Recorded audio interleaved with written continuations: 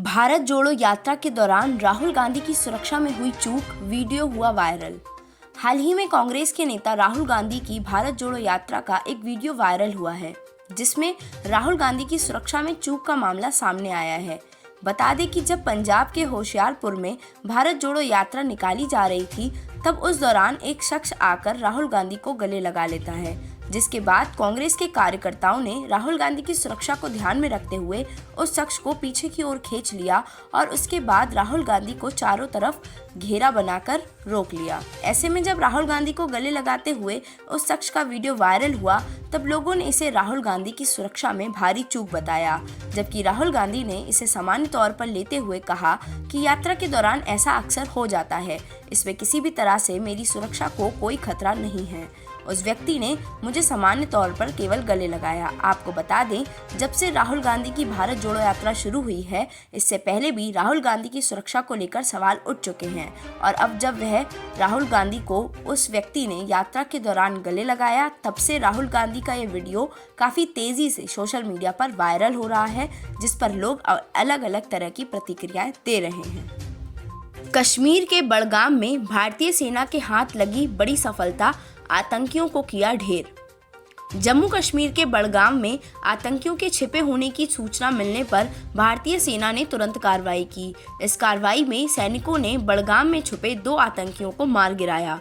इस दौरान सैनिक और आतंकवादियों के बीच काफी देर मुठभेड़ हुई, जिसके बाद खूंखार आतंकियों को मौत के घाट उतार दिया गया। मिली जानकारी के अनुसार दोनों आतंकी लश्कर-ए-तैयबा से जुड़े हैं और इन दोनों आतंकियों का संबंध बीते दिनों राजौरी में हिंदुओं के हुए कत्लेआम से भी है। ऐसे में जब सेना के जवानों को कश्मीर के बड़गाम में आतंकियों के छिपे होने की खबर मिली, तब उन्होंने बड़गाम में जिला अदालत परिसर के आसपास आतंकियों को घेर लिया और मुठभेड़ के दौरान उन्हें मार गिराया। मामले को लेकर एजीडी कश्मीर ने न्यूज एजेंसियों को बताया कि मारे गए आतंकियों की पहचान पुलवामा निवासी अरबाज मीर और शाहिद शेख के तौर पर हुई है, जिन्होंने 1 जनवरी को राजौरी स्थित धांगारी में हिंदुओं का कत्लेआम किया था।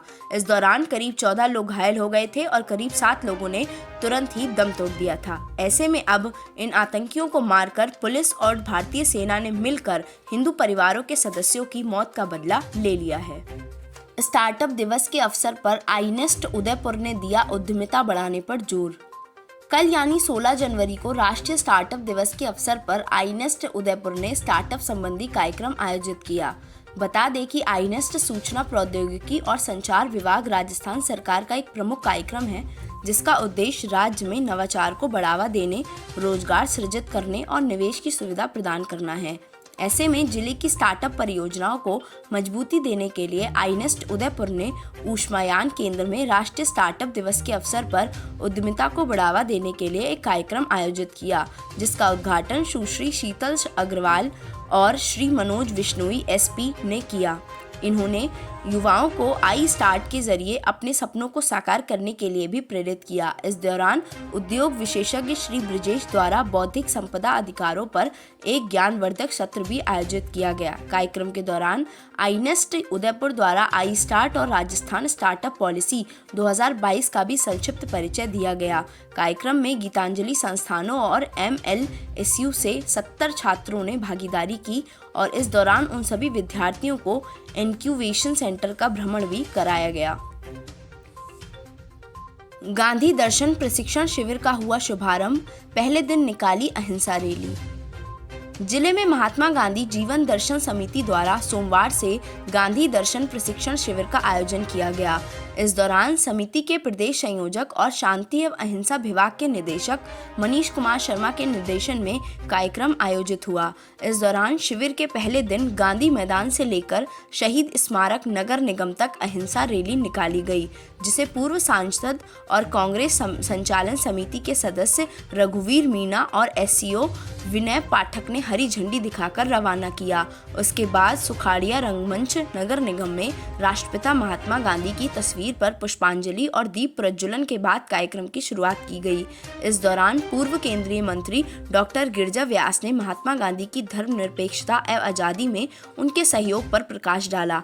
मुख्य वक्ता के रूप में उपस्थित प्रमुख गांधीवादी विचारक प्रोफेसर सतीश राय ने गांधी जी के जीवन शैली पर प्रकाश डालते हुए गांधी जी के विचारों को आत्मसात करने की बात कही। इसके अलावा गांधीवादी विचारक प्रोफेसर PR व्यास, भूपेंद्र जैन, पूर्व मंत्री मांगी लाल गारसिया, श्रम सलाहकार बोर्ड के उपाध्यक्ष जगदीश श्रीमाली, पूर्व विधायक त्रिलोक पुवानिया समेत कई लोग कार्यक्रम में मौजूद रहे। अंत में महात्मा गांधी जीवन दर्शन समिति के सह संयोजक सुधीर जोशी ने सभी को धन्यवाद ज्ञापित किया। मेवाड़ के पूर्व राज परिवार के सदस्य ने अपनी बहन की शादी में किया कुछ ऐसा कि देखकर दंग रह गई पब्लिक। मकर संक्रांति के बाद अब शादियों का सीजन शुरू हो चुका है। ऐसे में अब उदयपुर में भी शाही शादियों की धूम मचने लगी है। हाल ही में मेवाड़ के पूर्व राज परिवार के सदस्य लक्ष्य राज सिंह मेवाड़ ने शाही तरीके से अपनी बड़ी बहन भार्गवी कुमारी की शादी संपन्न कराई। इस शाही शादी में खास बात यह रही कि लक्ष्य राज सिंह अपने बेटे हरित राज सिंह मेवाड़ के साथ मायरा की रस्म का निर्वहन करने के लिए सिटी पैलेस से नाई स्थित शादी समारोह स्थल के लिए खुद बस चलाकर ले गए। ऐसे में जब वह समारोह स्थल पर मायरा की रस्म अदा करने पहुंचे तो देश भर से आए राजे रजवाड़े उन्हें देखकर दंग रह गए, क्योंकि लक्ष्य राज सिंह इस बस में अपने पूरे परिवार, अभिनेताओं और अंतर्राष्ट्रीय कवि शैलेश लोढ़ा समेत अन्य कई इष्ट मित्रों को बैठाकर ले गए। जिस पर अंतर्राष्ट्रीय कवि शैलेश लोढ़ा ने भी कहा कि जो आदमी किसी के भी बस में नहीं आया वह अपनों को लेकर बस चला रहा है। बता दें कि लक्ष्य राज सिंह की बड़ी बहन भार्गवी कुमारी का विवाह बिसाऊ ठिकानेदार आंजनेय सिंह बिसाऊ के साथ हुआ है।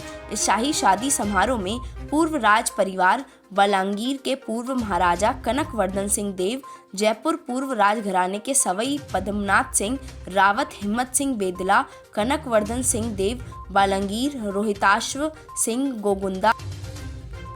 एशिया का सबसे बड़ा ओली रोपवे खतरे में, मेन कंपाउंड की फटी जमीन। जोशीमठ में बड़े स्तर पर हो रहे भू धंसाव के चलते वहां के निवासियों को अपना आशियाना छोड़ना पड़ रहा है।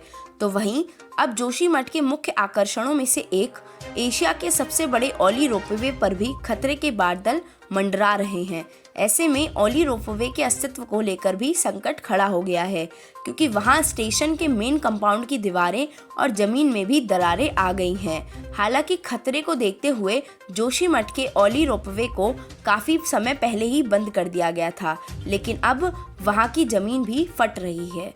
जोशीमठ की JP कॉलोनी पर भी खतरे के बादल मंडरा रहे हैं, जिसके चलते केंद्र सरकार के केंद्रीय भवन अनुसंधान संस्थान द्वारा प्रभावित इलाकों में क्रैक मीटर लगाए जा रहे हैं, जिससे अनुमानित क्षति का पता लगाया जा सके। जानकारी के मुताबिक अब तक जोशीमठ में 400 से अधिक घर भू धंसाव की चपेट में आ चुके हैं। तो वहीं सरकार का राहत कार्य जारी है, जिसमें प्रभावित परिवारों को उचित आर्थिक सहायता दी जा रही है। अधिकारियों की माने तो अब जोशीमठ में भी केदारनाथ त्रासदी के बाद से हुए पुनर्निर्माण की तरह कार्य सुचारू किया जाएगा। दिल्ली स्थित कन्वेंशन सेंटर में बीजेपी की बैठक का दूसरा दिन, इन महत्वपूर्ण बिंदुओं पर हुई चर्चा। सोमवार को दिल्ली में बीजेपी की 2 दिवसीय राष्ट्रीय कार्यकारिणी बैठक का आरंभ हुआ। इस दौरान बैठक से पहले प्रधानमंत्री नरेंद्र मोदी का रोड शो भी आयोजित किया गया। बीजेपी की इस बैठक में राष्ट्रीय कार्यकारिणी के सदस्यों समेत अनेक पदाधिकारी मौजूद रहे, जिसमें मिशन 2024 को लेकर कई महत्वपूर्ण बिंदुओं पर चर्चा की गई। बीजेपी की बैठक के पहले दिन पार्टी के अध्यक्ष JP नड्डा ने बैठक को संबोधित किया। बीजेपी की यह बैठक दिल्ली नगर पालिका की कन्वेंशन सेंटर में आयोजित की जा रही है, जिसमें आज प्रधानमंत्री मोदी बैठक को संबोधित करेंगे। इससे पहले बैठक में JP नड्डा ने संगठन को मजबूती देने के लिए सभी का सहयोग मांगा और 2024 का एक भी चुनाव न हारने की बात कही। इस दौरान गुजरात की साहसिक जीत के बारे में भी उपस्थित लोगों को याद दिलाया गया और बैठक में राजनीतिक प्रस्ताव केंद्रीय मंत्री किरण रिजिजू द्वारा रखा गया। बैठक के दौरान प्रधानमंत्री नरेंद्र मोदी ने कर्नाटक के मुख्यमंत्री BS येदियुरप्पा से बातचीत की और आने वाले कर्नाटक विधानसभा चुनावों पर चर्चा की। भाजपा की राष्ट्रीय कार्यकारिणी बैठक में प्रदर्शनी भी लगाई गई, जिसमें राम मंदिर के निर्माण और राष्ट्रवाद को दर्शाया गया। आज बैठक के अंतिम दिन प्रधानमंत्री मोदी का समापन भाषण भी आयोजित होगा।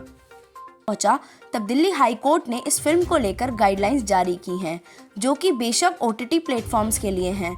दिल्ली हाई कोर्ट ने फिल्म में सबटाइटल्स, क्लोज कैप्शनिंग और हिंदी ऑडियो विवरण तैयार करने के लिए कहा है। इसके साथ ही CBSE से दोबारा सर्टिफिकेशन कराने के लिए भी कहा है। यह फिल्म 25 जनवरी को थिएटर में रिलीज होने वाली है। ऐसे में हाई कोर्ट ने 20 फरवरी तक फिल्म के निर्माताओं को इन बदलावों को करने के लिए कहा है। ऐश्वर्या राय को कोर्ट से पहुंचा नोटिस, जाने क्या है पूरा मामला। बॉलीवुड की अभिनेत्री ऐश्वर्या राय को नासिक के तहसीलदार की ओर से एक नोटिस मिला है, जिसके बाद ऐश्वर्या राय को मिले इस नोटिस की वजह से वह काफ़ी चर्चा का विषय बन गई हैं। आपको बता दें कि ऐश्वर्या राय को यह नोटिस टैक्स बकाया के चलते मिला है। मीडिया सूत्रों के मुताबिक ऐश्वर्या राय बच्चन की नासिक के सिन्नर के अदवाड़ी शिवरात में करीब 1 हेक्टेयर जमीन है, जिस पर उनका करीब 21,960 रुपये टैक्स बकाया है। ऐसे में एक्ट्रेस को नासिक के तहसीलदार की तरफ से टैक्स चुकाने का नोटिस आया है। माना जा रहा है कि इस जमीन पर एक्ट्रेस का 1 साल से टैक्स बकाया है, जो कि उन्होंने अभी तक नहीं चुकाया। राजस्व विभाग द्वारा टैक्स की वसूली के लिए मार्च के अंत तक का समय दिया गया है। हालांकि इस बात पर एक्ट्रेस की अभी कोई प्रतिक्रिया नहीं आई है, लेकिन एक्ट्रेस के टैक्स न चुकाने की वजह से उन्हें मिला नोटिस इस समय काफ़ी चर्चा का विषय बना हुआ है। बॉलीवुड नहीं बल्कि आपके माता पिता हैं आपकी जिंदगी के रियल हीरो, कृष्ण शास्त्री महाराज। बागेश्वर धाम में इन दिनों श्री धीरेन्द्र कृष्ण स्वामी के नेतृत्व में भागवत का आयोजन किया जा रहा है, जिसमें श्री धीरेन्द्र कृष्ण शास्त्री द्वारा जनता को अनमोल वचनों से रूबरू कराया जा रहा है।